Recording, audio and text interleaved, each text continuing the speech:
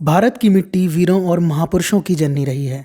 जब जब देश ने पुकारा तब तब हमारे वीरों ने अपनी जान तक न्यौछावर कर दी।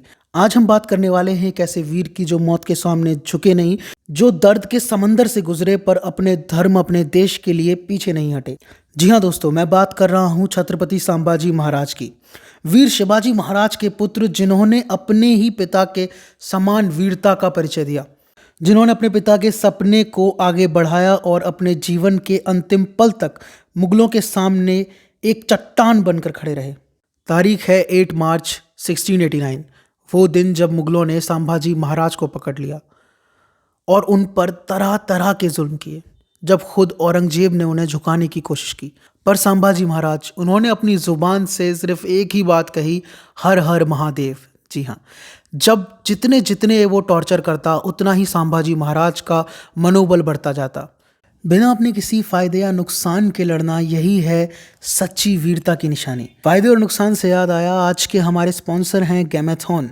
जी हाँ, अगर आप भी फैंटेसी स्पोर्ट्स ऐप खेलते हैं और आपको अपने लॉस से बहुत ज़्यादा डर लगता है, तो आप गेमेथॉन ऐप को इंस्टॉल कर सकते हैं, क्योंकि सिर्फ गेमेथॉन ही देता है आपको लॉस रिटर्न्स। जी हाँ, अगर आपकी विनिंग एंट्री फीस से कम है तो आपको गेमेथॉन लॉस रिटर्न्स देता है। करना क्या है, गेमेथॉन ऐप डाउनलोड करो, एक्स्ट्रा का सब्सक्रिप्शन लो और बिंदास खेलो लॉस रिटर्न के साथ।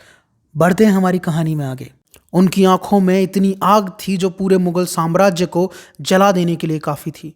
और जब उनकी शहादत हुई तो मुगलों को लगा कि अब मराठा साम्राज्य बिखर जाएगा और पूरी तरह से ख़त्म हो जाएगा। लेकिन हुआ इसका उल्टा।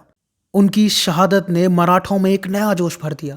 अपने राजा को खोने का गम तो था, लेकिन अब स्वराज के उनके सपने को पूरा करने के लिए मराठा का एक एक वीर पुरुष शिवाजी महाराज और संभाजी महाराज की उस आग को अपने सीने में लेकर चल रहा था।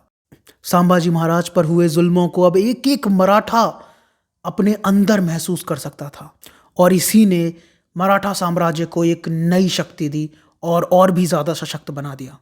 मुगलों ने महाराष्ट्र पर कब्जा करने की पूरी कोशिश की, पर हर गांव हर गली एक वीर मराठा निकल आया।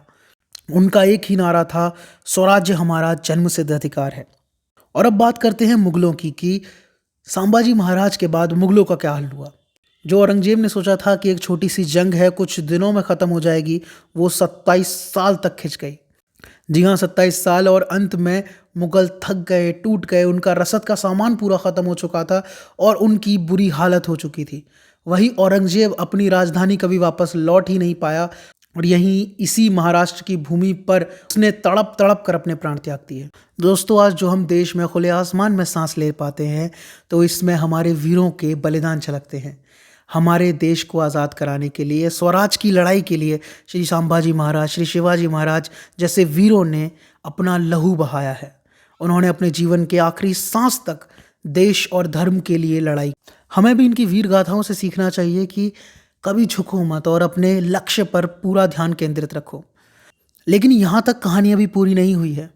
आखिर संभाजी महाराज के जाने के बाद शासन किसने संभाला और सिंहासन पर कौन बैठा।